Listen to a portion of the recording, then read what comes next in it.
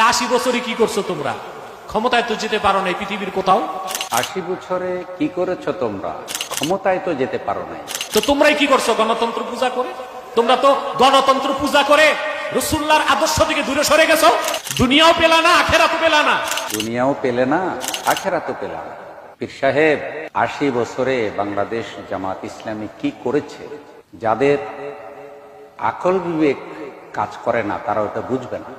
যারা চোখ থাকতে অন্ধ, কানা চোখ যাদেরকে বলে, যে আমাদের সমাজে বলে না তোর চোখ কানা, তুই দেখবি কেন? জামাত ইসলামী ক্ষমতায় যেতে না পারার কারণে জামাতের দুনিয়াও শেষ, আখেরাতও শেষ। আখেরাতের খবর আপনি কিভাবে পেলেন যে জামাতের আখেরাত শেষ হয়ে গেছে? 80 বছরে জামাত ইসলামী কি করে নাই? কোটি কোটি মানুষ তাওহীদের আলো পেয়েছে, শিরকের বিরুদ্ধে কথা বলেছে। 80 বছরে জামাত ইসলামের যে অবদান, সে অবদান যদি লিপিবদ্ধ করা হয় বিশাল কিতাব হয়ে যাবে। যে খেদমত করেছে, ক্ষমতায় গেলেই কি সফলতা? ক্ষমতায় না গেলে কি দুনিয়াতে তারা বিফল হয়ে যায়? এই 80 বছরে তারা দাওয়াত দিয়েছে, 80 বছরে তারা সমাজসেবা করেছে, হাসপাতাল নির্মাণ করেছে, দুর্যোগে বন্যায় দেশবাসীর কাছে গিয়েছে, কোটি কোটি অসহায় মানুষের সেবা করেছে। কয়টা বলবো, কয়টা বলবো? বলে শেষ করা সম্ভব না। মঞ্চে বসলে মুখে যা আসে তা বলে দিলে হয় না। 80 বছরে কি করেছে একটু চক্ষু বন্ধ করে কল্পনা করবেন নিরপেক্ষভাবে, যে আসলে কিছুই করে না 80 বছরে। এইভাবে উগ্র হয়ে একটি মজলুম সংগঠনের অবদান অস্বীকার করা উচিত না। আপনি ঢালাওভাবে বলতে থাকেন মঞ্চে বসেই। আপনি বলছেন পশ্চিমাদের সাথে হাত মিলাচ্ছে। কে বলেছে কথা? পশ্চিমাদের সাথে হাত মিলিয়েছে, আপনি কোথায় প্রমাণ পেলেন? যারা হাত মিলাচ্ছে তারা বেশি জানে নাকি আপনি বেশি জানেন? অসত্য কথা মানুষকে বললে আল্লাহর কাছে আসরের দিন জবাব দিতে হবে। আদর্শ আকীদা বিসর্জন দিচ্ছেন না, আদর্শ আকীদা কিছুই বিসর্জন দেওয়া হয়নি।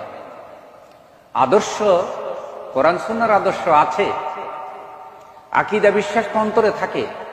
আকীদা বিশ্বাস লা ইলাহা ইল্লাল্লাহ মুহাম্মাদুর রাসূলুল্লাহ সাল্লাল্লাহু আলাইহি ওয়াসাল্লাম। শুধু বললেই দায়িত্ব পালন হয়ে যায় না, আপনাদেরও তো কিছু দায়িত্ব রয়েছে। আপনারা দূরে থেকে থেকে বলবেন, আপনারা মঞ্চে উঠে বলবেন আমরা রাজনীতি করি না। আপনাদের কথায় এদেশে যারা ইসলামকে পছন্দ করে না, ইসলাম রাষ্ট্রীয় পর্যায়ে প্রতিষ্ঠিত হোক এটা যারা চায় না, তারা আপনাদের কথায় খুশি হয়ে যায়। কেন? আপনারা বাইরে থেকে থেকে সবচেয়ে বড় যে সংগঠনটি তার বিরুদ্ধে কথা বলেন। আপনি বলেছেন আদর্শ আকীদা বিক্রয় করেছে, অসত্য কথা। এগুলি আল্লাহর কাছে আপনার জবাব দিতে হবে। এই বিশাল জনগোষ্ঠীর বিরুদ্ধে আপনি কথা বলছেন। 80 বছরে আপনি তাদের কোনো অবদান দেখেন না। ক্ষমতায় যেতে তারা খ্রিস্টান হয়ে যাবে, হিন্দু হয়ে যাবে, তাদের কোনো আপত্তি থাকবে না। নাউজুবিল্লাহ, কিভাবে বললেন আপনি? এদেশে যারা আল্লাহর দ্বীন প্রতিষ্ঠার জন্য কাজ করছে তারা হিন্দু খ্রিস্টান হয়ে যাবে ক্ষমতায় যাওয়ার জন্য? তারা এত লোভী হয়ে গেছে। ক্ষমতার কি লোভ লালসা আপনি তাদের মধ্যে দেখলেন?